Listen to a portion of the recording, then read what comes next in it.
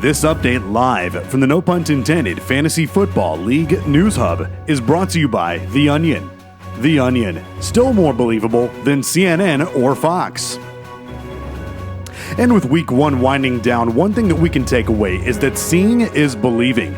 So we'll take a look at a girl who never stopped believing despite the struggles of last year, the Bellingham Bimblosses. The Bimblosses made some noise in a big way in the opening week of the 2020 season, twerking their way through the Carroll's Exotic Biters' toothless defense. A strong statement against their former six-time fantasy football championship opponents, and an equally disappointing first appearance for the home crowd at Big Cat Rescue Stadium.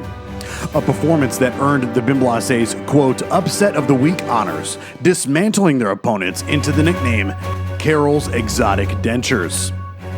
And after ditching their cheap-ass Walgreens makeup for products from the LipSense pyramid scheme, the Bimblosses will look to continue their momentum as they get set to host one of their oldest division rivals, the ATLians. The ATLians are coming off an impressive showing to kick off their 2020 campaign, scoring the fourth most points of any team in the league. But it was all in vain, as their probes went completely limp after Robert DeCero and his squad of bull dykes were able to chow down on the ATLians' love box en route to a hard-fought victory in the Shaggy Carpet Munchers League debut. Nevertheless, we'll see if the ATLians can punch their probes through the whole of their longtime leg-spreading division rivals, one of the oldest rivalries in league history. Up next, it's a battle of money stacks versus leather straps as Hashtag Money Team gets set to host the Constipated Leather Daddies. A close runner-up for Game of the Week. This game will definitely be one for fans to watch closely, as the loser of this game will have to post a video of themselves shotgunning a can of Milwaukee's best beer, a fate perhaps even worse than the Hong Kong Fluey. The local plumbing department has been working around the clock at Total Fallacy and More this past week, as the Leather Daddies have been absolutely shitting their brains out after posting an embarrassing score of 94.6 points in the season opener against John Hawkins and the Bama Boat Snacks, the lowest single score of the year thus far. And the final appearance of the Bama Boat Snacks prior to their rebranding. More on that soon. Perhaps late nights of feverishly attempting to slide into the Bellingham Bimblosses' DMs has taken a toll on the Leather Daddies, as clearly Carson Wentz's new fecal-covered strap-ons were just too much weight to carry on his own against a team with literally no name. Nevertheless, we'll see if the Constipated Leather Daddies can clench their cheeks tighter than ever before in order to hand the defending champs their first loss of the season.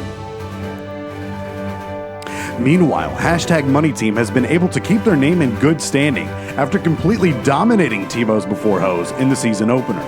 However, fans of Hashtag Money Team did raise their eyebrows in concern for the defending champs, as this is without a doubt luck of a soft opening schedule, given the fact that 8 other teams could have beaten the drunken billionaire in week 1.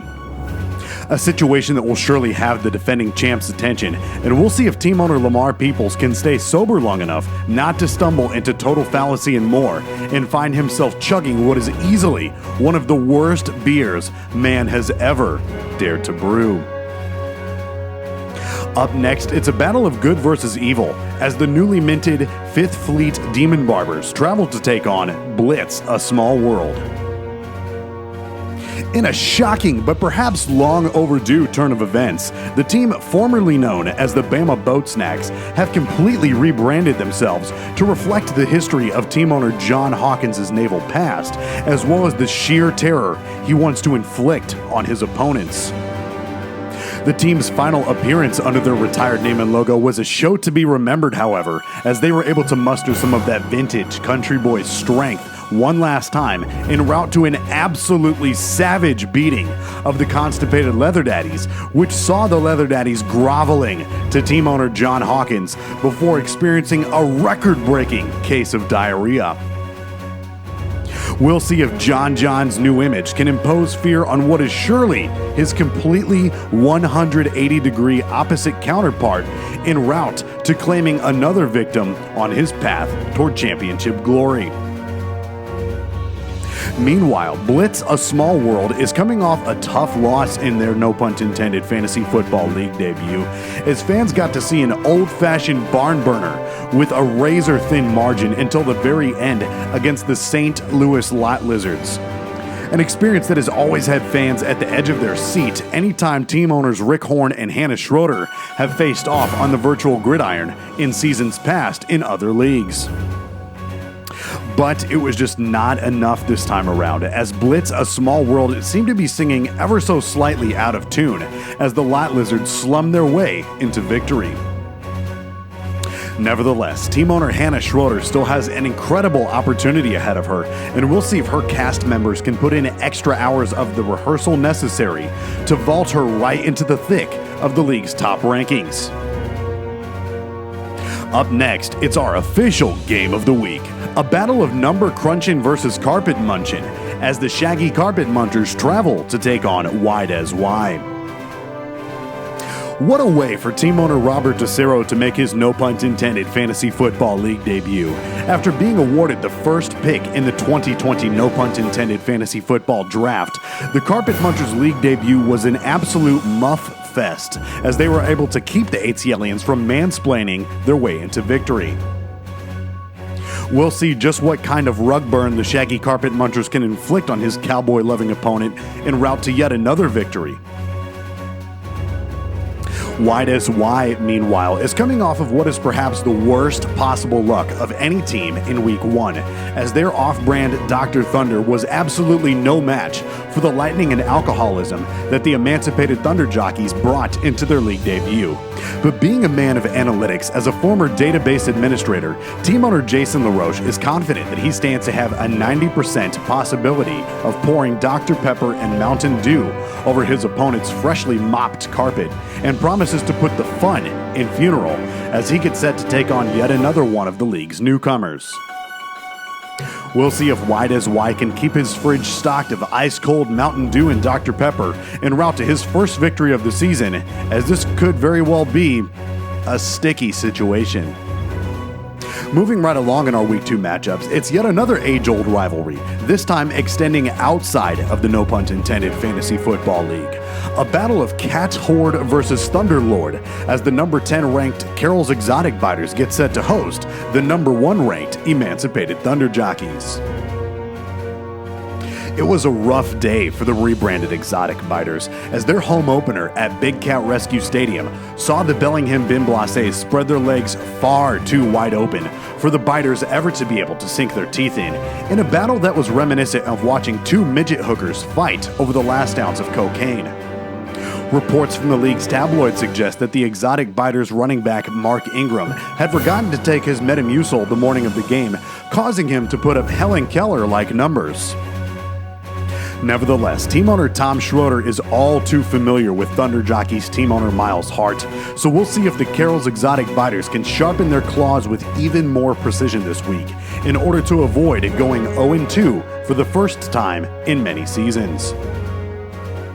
The Emancipated Thunder Jockeys, meanwhile, had an absolutely electric debut, scoring a league-high 178.26 fantasy points over Wide as Y in the season opener, proving that even fat guys can kick some serious ass when there's no more beer in the fridge and there's nothing on cable TV.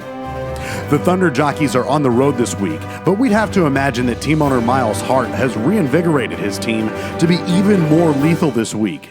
And it seems that quarterback Aaron Rodgers is settling in nicely now that he actually has a set of weapons at his disposal to pass to for the honor of Asgard. We'll see if lightning can strike twice for Mr. Hart in the midst of this heated longtime rivalry in order to keep his perfect record and seat upon the throne as the number 1 ranked team alive.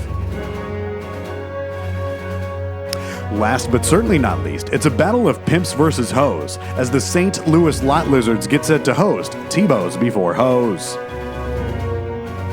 Many had thought that the new look Tebow's Before Hose would handily achieve the upset this weekend over the current league champion, Lamar Peoples, but unfortunately it seems as though team owner Kyle Curry is playing with the same Bill O'Brien mindset that saw the offense uninspiring and stagnant in the season opener. And much like Bill O'Brien, Mr. Curry also felt compelled to completely ignore his number one wide receiver's absence, exclaiming confidently that he could win without him. But it was just not enough for the pimp in distress, as #MoneyTeam was able to scoot away with the victory. But hey, at least it wasn't a blowout by over 80 points like it was last year, right?